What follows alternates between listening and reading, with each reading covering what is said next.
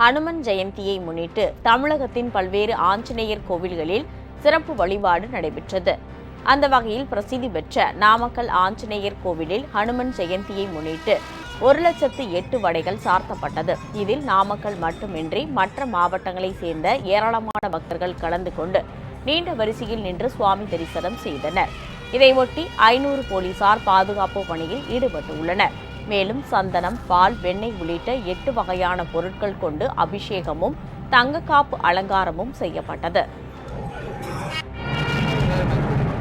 இதேபோல் நீலகிரி மாவட்டம் ஊட்டி கோடப்பம்பந்து ஆஞ்சநேயர் திருக்கோவிலில் ஹனுமன் ஜெயந்தி விழா கடந்த 21ஆம் தேதி சுதர்சன ஹோமத்துடன் தொடங்கியது. இந்த நிலையில் இன்று அதிகாலை சிறப்பு பொருட்கள் கொண்டு அபிஷேகமும் சிறப்பு தீபாராதனையும் காட்டப்பட்டது. பின்னர் ராஜமாருதி அலங்காரத்தில் ஆஞ்சநேயர் பக்தர்களுக்கு அருள் பாலித்தார்.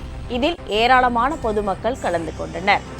மேலும் கிருஷ்ணகிரி மாவட்டம் ஓசூரில் உள்ள 2000 ஆண்டுகள் பழமை வாய்ந்த சுயம்பு பண்ட ஆஞ்சநேயர் கோவிலில் தமிழ்நாடு விஸ்வ இந்து பரிஷத் அமைப்பு சார்பில் ஹனுமன் ஜெயந்தி விழா கொண்டாடப்பட்டது.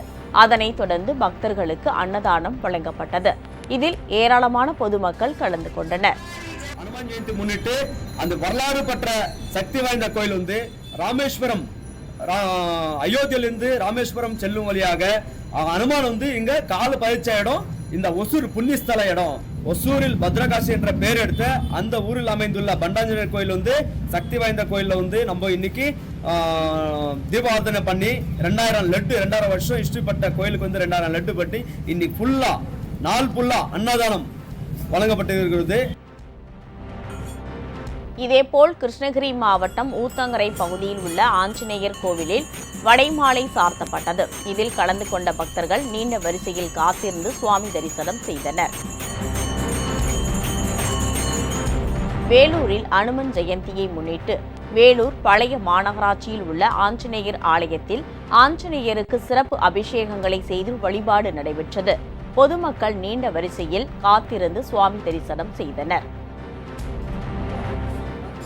ராணிப்பேட்டை மாவட்டம் சோளிங்கர் யோக நரசிம்மர் ஆலய நுழைவாயிலில் உள்ள அனுமனுக்கு சிறப்பு அபிஷேக அலங்காரங்கள் செய்யப்பட்டன.